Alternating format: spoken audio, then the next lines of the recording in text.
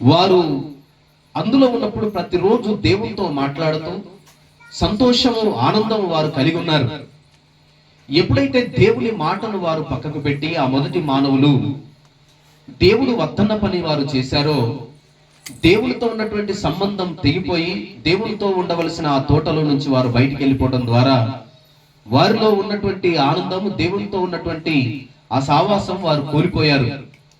ఆ కోల్పోయిన సావాసాన్ని తిరిగి అతికించుటకు, తెగిపోయిన బంధాన్ని తిరిగి కలుపుటకు, సర్వమానవాళి పాపము నుంచి విడిపించి కోల్పోయినటువంటి ఆనందాన్ని దేవుడు తిరిగి ఇవ్వాలని యేసుక్రీస్తు ప్రభుల వారు ఆయన దేవుడై ఉండి నరవతారం ఎత్తి 2024 సంవత్సరాల క్రితం ఈ లోకానికి వచ్చి కన్యక గర్భమునందు ఆయన జన్మించి ఆయన పరిశుద్ధుడిగా పుట్టి మరి మానవుడు కోల్పోయినటువంటి ఆనందాన్ని తిరిగి మరలా తనకి ఇవ్వాలని దేవుడే మానవుడుగా ఈ లోకానికి వచ్చాడు.